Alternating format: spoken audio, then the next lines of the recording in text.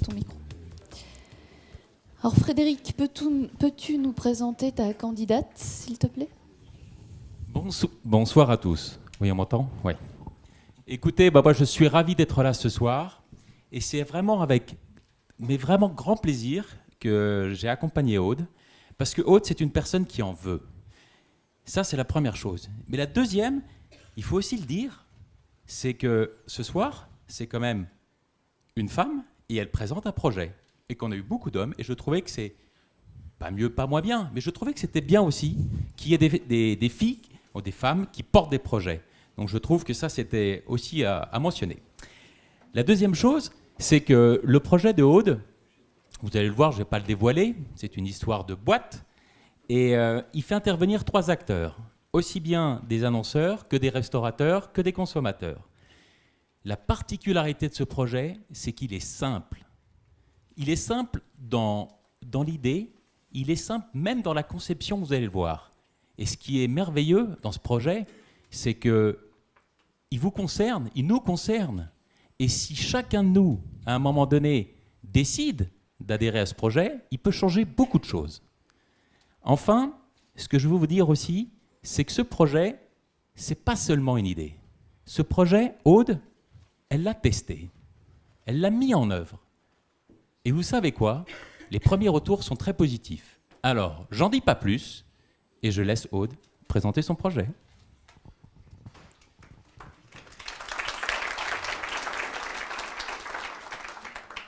Place à Aude Jacobi. 3, 2, 1, c'est parti. Bonsoir à tous. Oui, marche. Bonsoir à tous, je m'appelle Aude. Ce soir, j'ai comme tout le monde 6 minutes pour vous présenter mon projet. Pour moi, c'est un vrai défi d'être ici ce soir pour 2 raisons. La première, c'est que mon projet il me tient vraiment à cœur. Et du coup, la deuxième, c'est que je ressens beaucoup d'émotion d'être parmi vous ce soir parce qu'il y a quand même un bel enjeu. Du coup, je vais commencer ma présentation par vous raconter une petite histoire. Pour mon anniversaire, je suis allée au restaurant et j'ai voulu avoir les yeux plus gros que le ventre. J'ai pris un grand menu. Résultat des comptes, j'ai pas tout mangé. Donc, j'ai demandé au restaurateur s'il pouvait me fournir un emballage pour que je puisse emporter mon dessert. Et là, il me répond que non, il n'a pas d'emballage adéquat et quand bien même s'il voudrait nous en proposer, ça lui demande un lourd investissement qui aujourd'hui n'est pas sa priorité. Bon, j'ai été un petit peu déçue et je suis rentrée chez moi et les jours qui ont suivi, j'ai un petit peu regardé sur Internet ce qui se disait sur le gaspillage et comment on pourrait pallier donc au gaspillage. Aujourd'hui, il faut quand même qu'on se le dise, c'est un sujet d'actualité. Et là, je suis tombée sur un chiffre qui m'a vraiment interpellée. C'est 1,6 million de tonnes de nourriture sont gâchées dans les restaurants pour une année, pour les restaurants français. Le chiffre, il est colossal. Je ne vous parle même pas des dommages sur l'environnement. Du coup, je me suis dit, il y a un besoin, il y a le besoin de réduire le gaspillage alimentaire. Il y a forcément une solution. Donc, je me suis un petit peu inspirée des fameux doggy bags des États-Unis pour créer le doggy bag publicitaire. Le doggy bag publicitaire, cela consisterait à proposer aux entreprises de faire de la communication donc, sur ces boîtes alimentaires, dans un premier temps, et donc dans un second temps, de les redistribuer gratuitement aux restaurateurs. Le restaurateur le met ensuite donc à disposition de ses clients.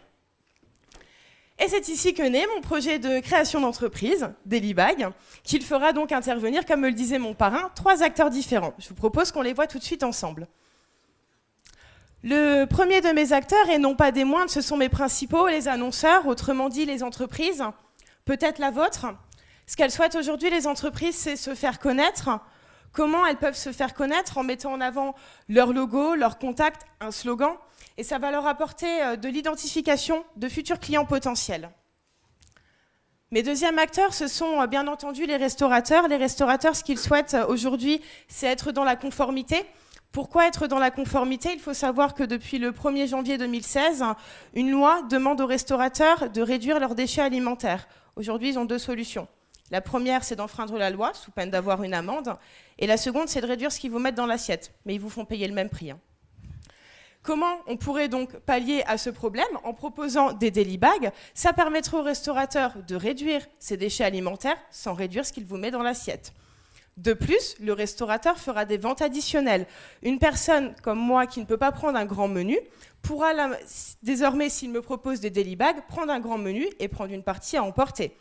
De là, il a de la satisfaction client et tout ça pour aucun coût supplémentaire.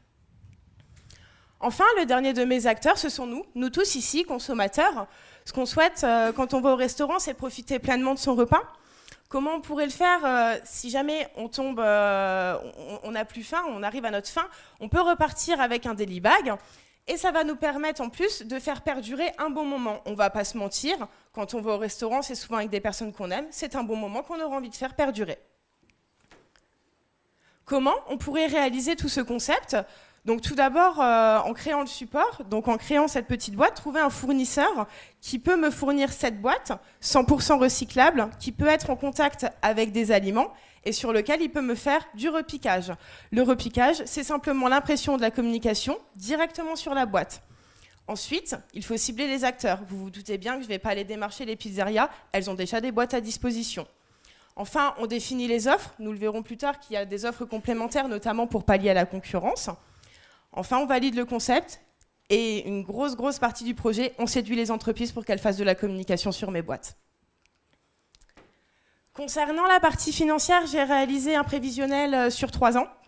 La première année, je prévois un chiffre d'affaires de 93 000 euros, sur lequel je dégagerai un EBE de 31 000 euros en vendant 60 000 boîtes. Je prévois aussi une croissance de 20% du chiffre d'affaires sur les 3 premières années.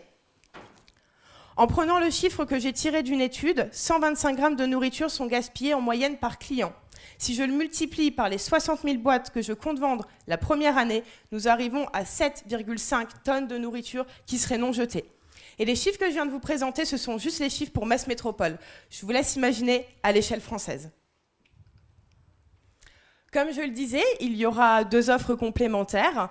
Le Deli Bag personnalisé, c'est le fait de pouvoir proposer au restaurateur de mettre la boîte, donc cette boîte à son effigie s'il le souhaite. Et le Vin Bag. Le Vin Bag, c'est le sachet pour l'emport du vin. À noter que ces 2 offres complémentaires seront donc à la charge du restaurateur. Pour conclure, si tout comme moi, vous pensez qu'on peut aider la planète tout en améliorant la visibilité de nos entreprises locales, c'est simple, soutenez dès maintenant mon projet. Merci.